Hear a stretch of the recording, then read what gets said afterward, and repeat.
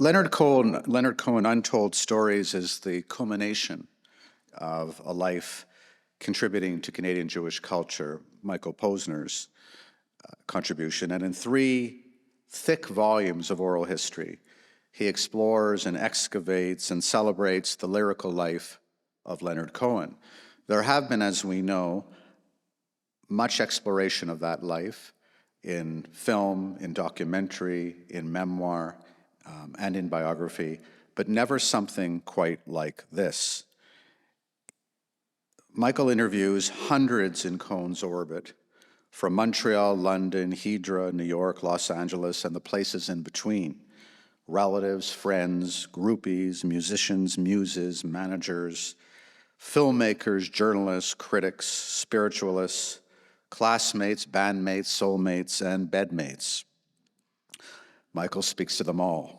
Many had never spoken publicly before, and collectively offer a dazzling portrait of the tortured stylist, sensualist in that well-cut suit and black fedora, whose words and music resonate across the world some 6 years after his death.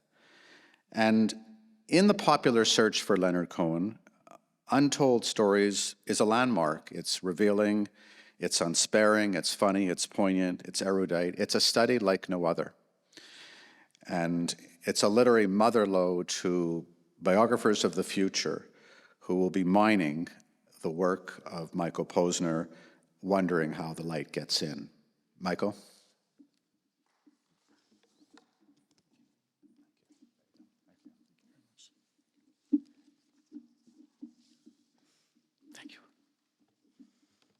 Thank you, Edward.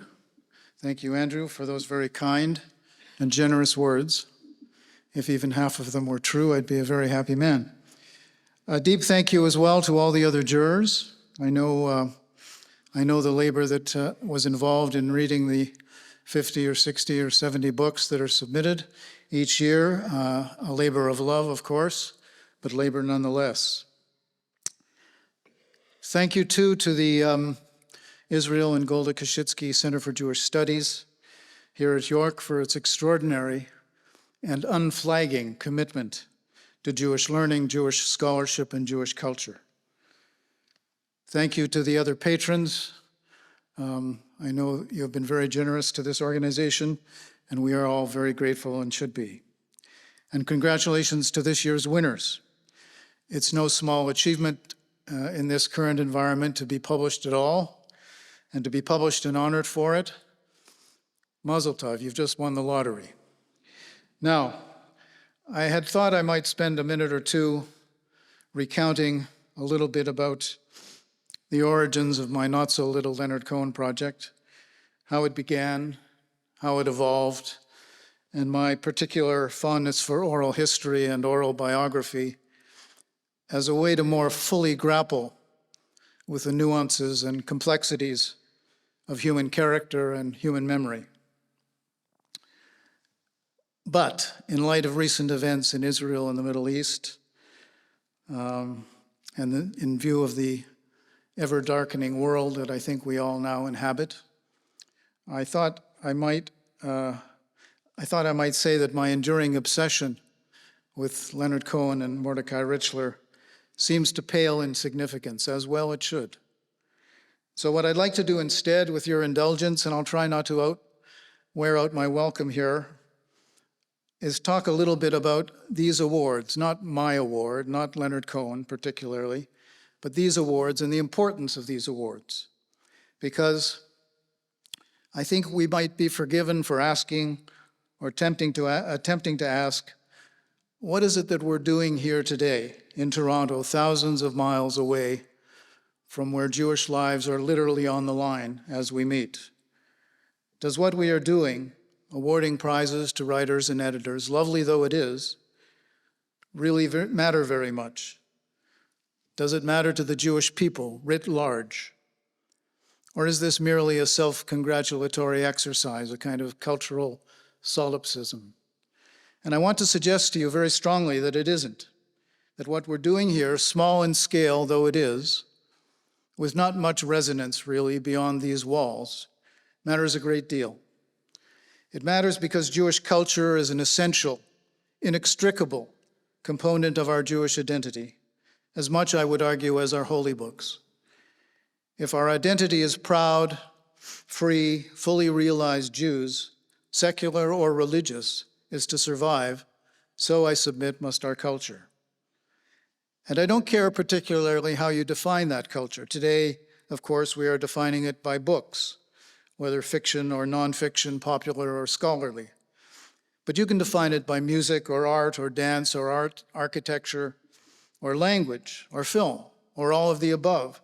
You can even define it by cuisine, if you like, by cabbage borscht and gefilte fish. Come to think of it, I could use some of that culture right about now. How important is Jewish culture? Well, let me remind you that it was culture and not religion that sustained the Israelites for centuries as slaves under the Egyptian pharaohs. It was culture that helped sustain the Jewish communities of Iberia under Islamic rule, also for centuries, and Jewish culture that helped preserve Jewish identity in Eastern Europe as more and more of our brethren abandoned traditional religious observance. And what was one of the first things that Hitler did when he came to power in 1933? He established something known as the Reich Culture Chamber, which oversaw film and music, theater, the media, literature, and the fine arts, and was designed to purge German culture of what they considered subversive, degenerate, decadent, foreign influences, by which they essentially meant Jewish culture. In Auschwitz, Treblinka, Bergen-Belsen, and other concentration camps, no expression of Jewish culture was possible. But in Theresienstadt, the Potemkin village Nazi way station to Auschwitz that they built in Slovakia, Jewish culture was allowed to flourish for a few years. There were concerts, there were plays, there were poetry readings and art exhibitions by the thousands. The ghetto library stocked 10,000 volumes. There were lectures almost daily on every conceivable topic. These were not only expressions of Jewish culture, they were acts of cultural defiance, courageous assertions of Jewish identity in the face of unspeakable horror and the ongoing nightmare of the Shoah. The paroxysm of barbarism exhibited by Hamas, and sadly, cheered on by pro-Palestinian demonstrators around the world, not only in Tehran, not only in Baghdad, but in New York and Los Angeles and Toronto, should be a wake-up call for Jews everywhere. The world's oldest, most pernicious virus, relatively dormant for some decades, has returned with a vengeance. Neither Mordecai Richler nor Leonard Cohen were particularly observant Jews, at least vis-a-vis ritual. But when the ugly face of French anti-Semitism reared its head in Quebec in the 1990s, Richler wielded his satiric pen to call it out. Cohen, for his part, studied Kabbalah and the Talmud, corresponded with learned rabbis, and was deeply versed in liturgy. Only weeks before he died in 2016, he exchanged emails with Judaic Studies professor James Diamond, a previous winner of one and possibly more of these awards. Diamond had heard Leonard's final album, You Want It Darker. And in the title song, You Want It Darker, Cohen had used the Hebrew word hineni, here I am, which most people thought represented Cohen's surrender to his imminent death. So Diamond, in writing to Leonard, and perhaps to give him some hope, noted that the word hineni also appears elsewhere in the Bible, notably by Moses. It's used by Moses at the burning bush episode. And you might have said that for Moses at that moment, it was the kind of start of a new career. And here's what Diamond told me. I'm reading now.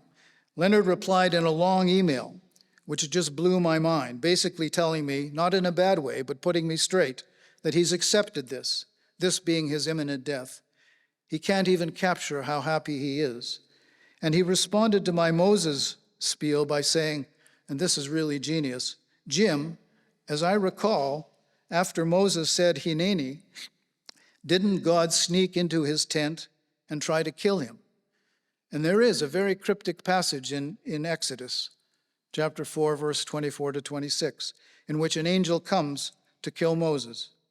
That really put me in my place, says Jim, saying that he didn't really need any consolation. So Leonard Cohen, weeks away from death, down to 100 pounds, in excruciating pain, can still retrieve an obscure passage from the Bible to debate a rabbi with. In Los Angeles, in his final years, he used to go Friday nights to a Korean restaurant with his family and friends, and he would bring challah and candles and wine and say the blessings, and then have some Korean beef. The restaurant's name was, ironically enough, Shabu Shabu, and Leonard, of course, renamed it Shabu Shabbos. Our stories, these books that we are celebrating here today, are microcosms of Jewish culture. And our culture is at the very core of our Jewish identity. So whether it's a book about Moshe Safdie, or a powerful Holocaust memoir, or a poignant children's story, or rabbinic thought in ancient Babylonia, or oral histories of a Canadian singer-songwriter and a Canadian novelist, it's all of a piece. It's all connected, and it all matters. These Jewish-themed books and films and songs that we labor over for years are many things. They're a form of genuine nourishment, of course, intellectual nourishment, emotional nourishment, spiritual nourishment even. They're a kind of armor, not a fortress, not impregnable, not a panacea for the curse of anti-Semitism, but protection nonetheless against the enduring enmity of the world. And they are candles, small flames that we light to affirm our Jewish values. They illuminate where we have been, they illuminate where we are, and hopefully, book by book, film by film, song by song, they will help light the way, the Jewish way, for our children, our grandchildren, and future generations to come. Thank you very much.